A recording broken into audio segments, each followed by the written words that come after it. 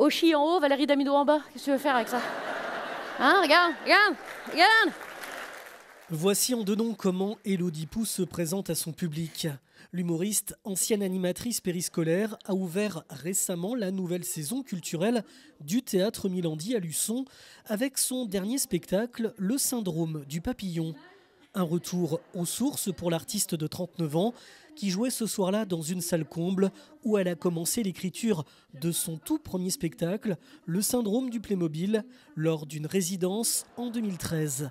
Un plaisir qui se résume en un mot. Ce sera le mot revival, parce que c'est là qu'a été conçu mon premier spectacle, effectivement, en 2000, je ne sais pas combien, 13, 12, plutôt que ça, je pense. Et voilà, ça fait très très plaisir de revenir là, et du coup je vois la scène plus petite que ce que je voyais à l'époque, puisque à l'époque ça me semblait un zénith. C'était une de mes toute première salles, et ma première partie de toute ma vie, première partie d'Alex Ramirez aussi. Et ouais, ça fait plaisir. Or, le curseur en humour, c'est comme un tétraplégique, il est là où tu choisis de le poser. L'artiste polyvalente, chroniqueuse radio sur Rire et Chanson et comédienne, distribue ainsi au public son humour grinçant. Avec son nouveau One Woman Show, Le Syndrome du Papillon, Élodie Pou se raconte.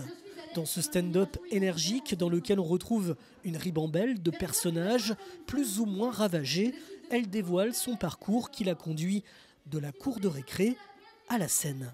Le syndrome du papillon, c'est la chrysalide qui s'ouvre, et comment le théâtre m'a permis à moi de m'épanouir dans ma vie personnelle, ce qui a changé dans ma vie depuis que je fais du théâtre, ce que ma notoriété relative change dans ma vie de tous les jours aussi, et voilà, et bien sûr des personnages encore plus ravagés que dans le premier spectacle qui viennent étayer tout ça. Excusez-moi, vous êtes bien la personne à laquelle je pense? J'ai dit, j'espère pas, parce que ça a pas l'air de te faire du bien, mon pote. Hein. Et enfin, mon préféré, celui qui parle pas.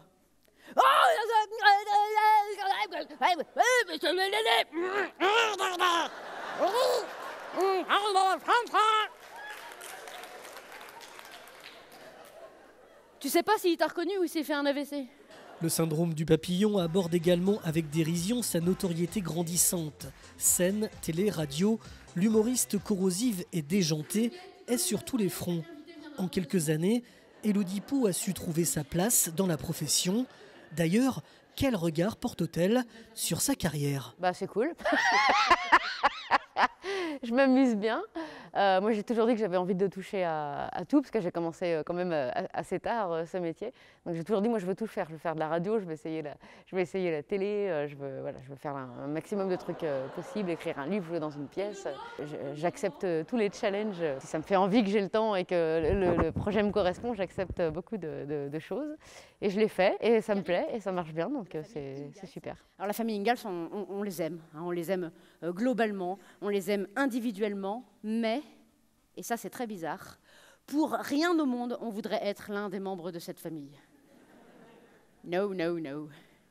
Quoi? Le père, Charles, t'as envie toi de te lever à 4 h du matin tous les matins de ta vie pour aller couper du bois? Traire les vaches, soigner les taureaux, ne jamais se tromper entre ces deux activités?